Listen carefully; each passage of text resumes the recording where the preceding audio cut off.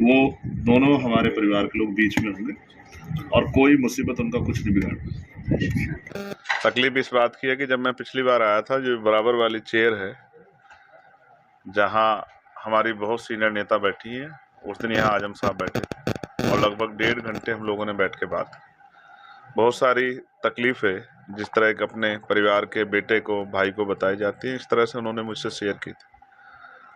मुझे इस बात की तकलीफ है कि आज वो अभी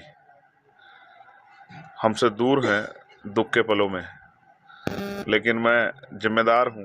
मैं अभी गया था अब्दुल्ला से मिलने के लिए। मैं सोच रहा था कि जेल में वो परेशान होगा, ये सोच रहा हो कब रिहाई हो। तो उसको जब मैंने सुना तो मुझे एहसास हुआ कि उसकी बहादुरी में और इजाफा हो गया है। उसने कहा, मैंने अखबार पढ़ना बंद कर दिया है, मैं रिहाई की खबर की चिंता नहीं करता हूँ, मैं बस इस बात की चिंता करता हूँ कि मुल्क में सब खैरियत से रहे।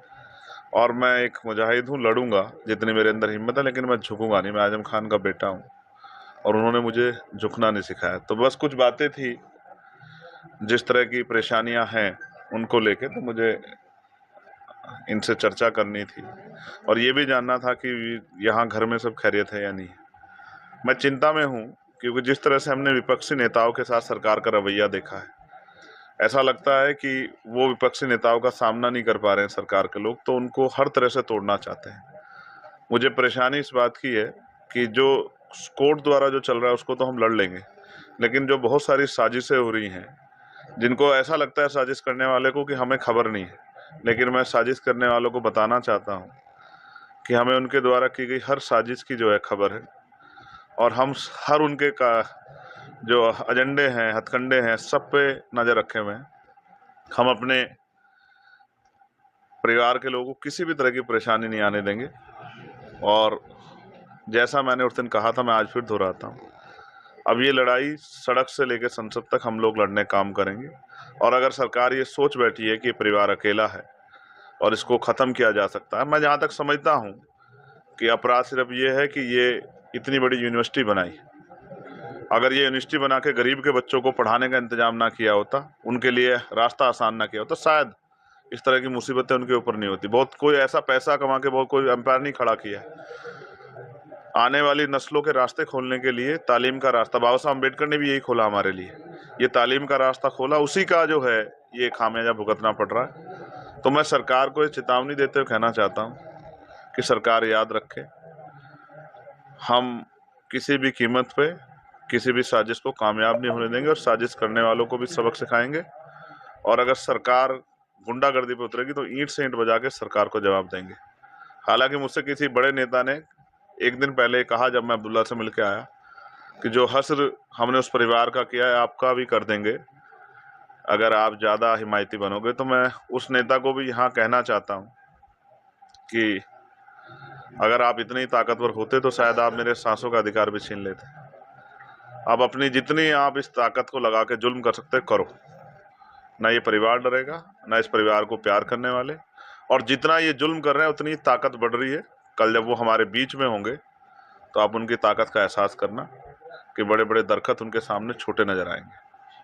आज उनकी पत्नी से आपने मुलाकात तो क्या आश्वासन दिया? आपकी बात हुई है तो? नहीं, मैं बहुत छोटा हूं उनसे, मैं आश्वासन देने के लिए नहीं आया, बस मैं उनकी खैरियत जानने के लिए आया था।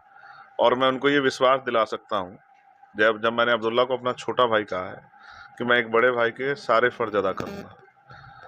जहाँ मेरी जरूरत होगी मैं बिना बुलाए खड़ा रहूँगा। और मैं फिर आपसे कह रहा हूँ, मुझे जिन साजिशों का डर है, जो मैंने देखा है, जिस तरह सरकारी मशीनरी का प्रयोग सिर्फ विपक्षियों को नुकसान पहुंचाने के लिए किया गया है, तो जो साजिशें हो रही है, मैं बस उनके लिए सरकार को खबरदार करता हूं। हम खबरदार हैं कि हमसे टकराने से पहले दांत लोहे के होने चाहिए, इसके खामियाजे बहुत खतरनाक हो सकते हैं। सरकार याद रखे। अखिलेश यादव भी पिछले सप्ताह आए थे, उन्होंने भी आश्वासन दिया था, लेकिन इस तरह का अभी तक समाजवादी पार्टी से कोई बात नहीं, जबकि आरोप भी लगे समर्थकों के आतंक खाके की सूची में उनका नाम जारी किया, लेकिन वो जेल में है। मैं अखिलेश साहब पे कुछ ज़्यादा नहीं कहना चाहता। वो अपनी ड्यूटी कर रहे हैं और मैं अपने रिश्ते निभा रहा हूँ। और मैं जब रिश्ते निभाता हूँ तो आखिरी दौर तक निभाता हूँ। जब मैं हाथ पकड़ता हूँ तो छोड़ता नहीं। मैं अब पार्लियामेंट का सेशन आएगा, मैं सड़कों पे भी दिखाऊंगा कि किस तरह से हक की लड़ाई लड़ी जाती है। नाइंसाफ़ी के खिलाफ, और पार्लियामेंट में भी आपको सुनने को मिलेगा। मैंने पार्लियामेंट में आवाज़ उठाई थी, अगर आपको याद हो, कि आजम भाई पे जो जुल्म हो रहा है वो जुल्म हम लोग स्वीकार नहीं करेंगे, और उनका अपराध ये था कि उन्होंने यूनिवर्सिटी बनाई थी। तो शिक्षा के रास्ते बंद करने वाली सरकार सुने कि यूनिवर्सिटियाँ भी बनेंगी और बड़ी-बड़ी बनेंगी और आपके सामने बनेंगी। आपके सीने पे सांप लौटता हो तो लौटे, हमें फ़र्क नहीं पड़ता है। आज अखिलेश यादव ने बयान दिया कि उत्तर प्रदेश सरकार और दिल्ली सरकार में जंग चल रही है। मेरे पास इतना समय नहीं है कि मैं इन सरकारों पे ध्यान दूं, मुझे मेरे लोगों की चिंता। चंद्रशेखर जी इससे पहले भी आ चुके हैं यहाँ, आज भी आए थे, और जाहिर सी बात है जिस परेशानी के दौर से हम और हमारा परिवार गुजर रहा है उसमें वो हमारे साथ हैं, सड़क से लेकर संसद तक। अभी वो अब्दुल्ला आजम से मिलने गए थे, उसके बाद भी उन्होंने बड़े बयान दिए थे। जी, उन्होंने सिर्फ बयान ही नहीं दिए हैं बल्कि उन पर वो अमल भी करते हैं, जहाँ तक मैंने अभी तक अंदाज़ा लगाया।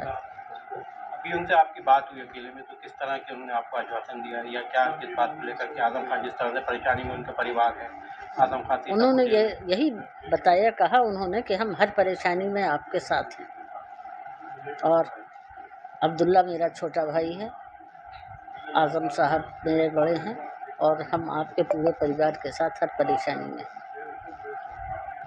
इससे क्या आप चंद्रशेखर को कोई राजनीतिक से तो नहीं मानते? नहीं, राजनीति से प्रेरित बिल्कुल नहीं है, इसलिए कि इससे पहले भी हमारे यहाँ आ चुके हैं और इससे पहले वो संसद में भी आवाज़ उठाए।